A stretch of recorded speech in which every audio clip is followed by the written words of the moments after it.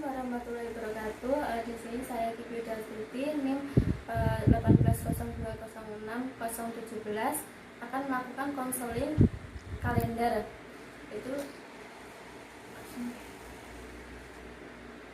Selamat pagi Ibu, perkenalkan saya Kiki Dastuti. Di sini saya akan melakukan konseling metode kalender ya Bu. Sebelumnya dengan Ibu siapa? Oh ya, kalau begitu saya langsung mulai ya Bu.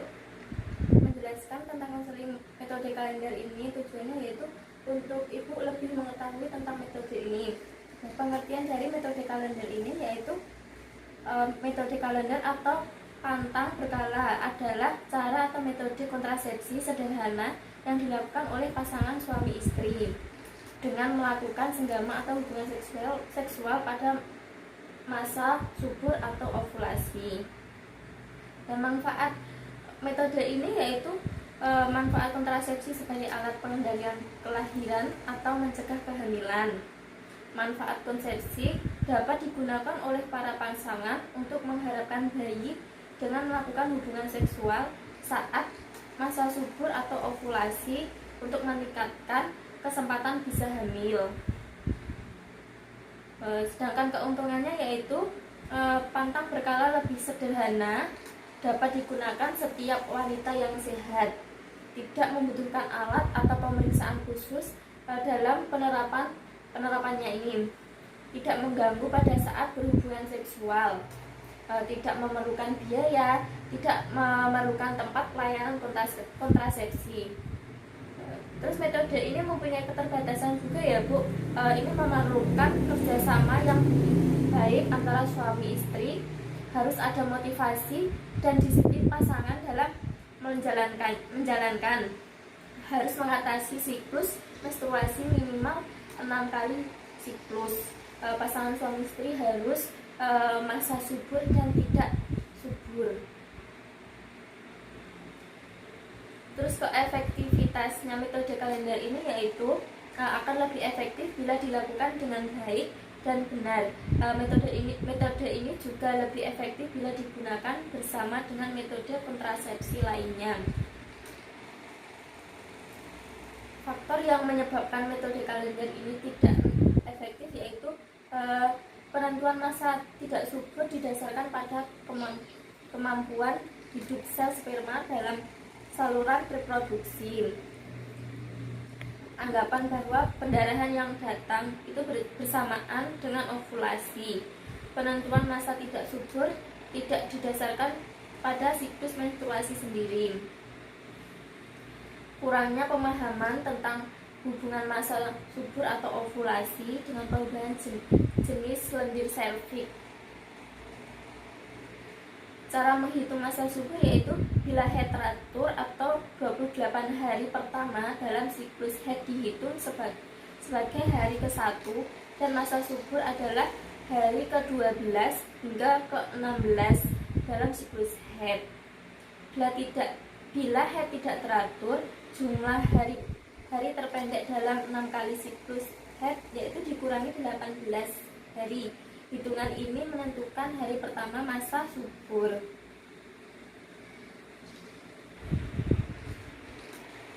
Nah, sekian konseling dari saya. Apakah Ibu sudah memahami? Sudah. Ibu bisa sebutkan seperti cara menghitung masa subur? Bila haidnya teratur atau 28 hari, hari pertama dalam siklus haid dihitung sebagai hari pertama, dan masa subur adalah hari ke-12-nya, sehingga hari ke-16 hingga hari ke-16 dalam siklus haid. Ibu sudah memahami ya Bu, semoga bermanfaat untuk Ibu. Terima kasih atas waktunya. Saya Assalamualaikum.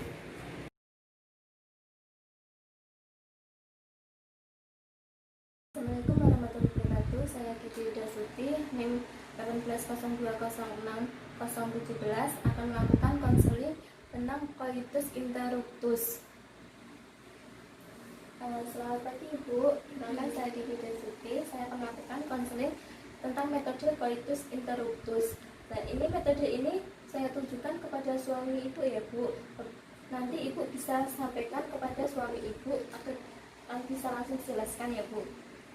Pengertian metode coitus interruptus ini yaitu metode keluarga berencana tradisional atau alamiah, yang dimana pria mengeluarkan alat kelaminnya atau dari vagina sebelum mencapai ejakulasi. Keefektivitasnya yaitu metode ini akan efektif apabila dilakukan dengan benar dan konsisten. Pasangan yang mempunyai pengendalian diri yang benar, pengalaman dan kepercayaan dapat menggunakan metode ini secara efektif ya Bu. Untuk cara kerjanya yaitu alat kelamin pria dikeluarkan sebelum ejakulasi sehingga sperma tidak masuk ke dalam vagina. Maka tidak ada pertemuan antara sperma dan ovum dan kehamilan dapat dicegah. Ejakulasi di luar vagina itu untuk mengurangi kemungkinan air mani mencapai di rahim. Untuk manfaatnya yaitu untuk manfaat kontrasepsi, pertama yaitu alamiah, efektif bila dilakukan secara benar, tidak mengganggu produksi ASI, tidak ada efek samping, tidak membutuhkan biaya juga. Sedangkan manfaat non kontrasepsi yaitu adanya peran serta suami dalam keluarga berencana dan kesehatan reproduksi, menambahkan sifat saling pengertian, tanggung jawab bersama dalam BKB. Keterbatasan coitus interruptus ini yaitu sangat tergantung dari pihak pria dalam mengkontrol ejakulasi dan tumpahan sperma selama bersenggama, memutuskan kenikmatan dalam berhubungan seksual, sulit mengontrol tumpahan sperma selama penetrasi sesaat dan setelah interruptus coitus ini. Cara kerjanya metode ini yaitu sebelum melakukan hubungan seksual, pasangan harus saling membangun kerjasama dan pengertian terlebih dahulu. Sebelum melakukan hubungan seksual, suami harus mengosongkan kandung kemih dan membersihkan ujung penis untuk menghilangkan sperma dari ejakulasi sebelumnya. Pastikan suami tidak terlambat melaksanakannya. Senggama dianjurkan tidak dilakukan pada masa subur. Berikut konseling yang saya sampaikan, nanti ibu bisa sampaikan kepada suami ibu ya Bu. Apakah ibu juga sudah paham? Sudah. Ya. Kalau begitu, terima kasih atas waktunya Bu.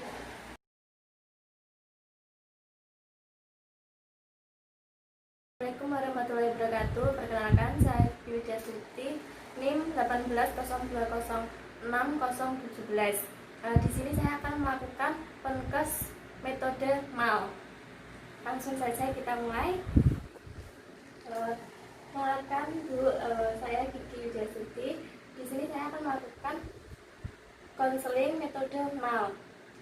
Sebelumnya dengan Ibu siapa? April. Oh ya. Saya jelaskan ya Bu, tujuannya konseling metode MAL ini agar Ibu lebih mengetahui tentang metode MAL tersebut. Pengertian MAL yaitu metode kontrasepsi sementara yang mengandalkan pemberian air susu ibu atau ASI secara eksklusif ya Bu. Artinya hanya diberikan ASI saja tanpa tambahan makanan dan minuman lainnya. Lalu cara kerjanya yaitu menunda atau menekan terjadinya ovulasi. Yang kedua, pada saat laktasi atau menyusui, hormon yang berperan adalah prolaktin dan oksitosin ya Bu. Terus semakin sering menyusui maka kadar prolaktin meningkat dan hormon gonadotropin melepaskan hormon penghambat atau inhibirot.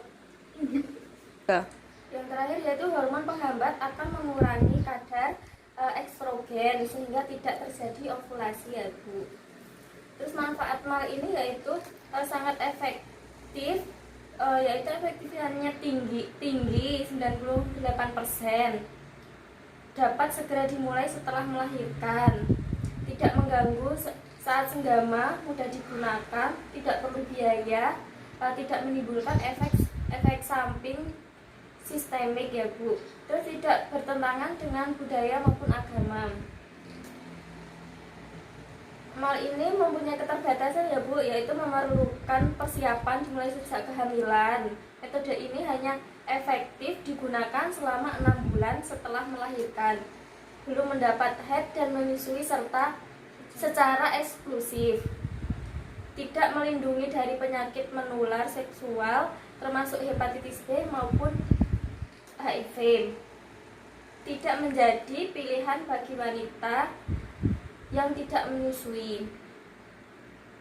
Kesulitan dalam mempertahankan pola menyusui secara eksklusif.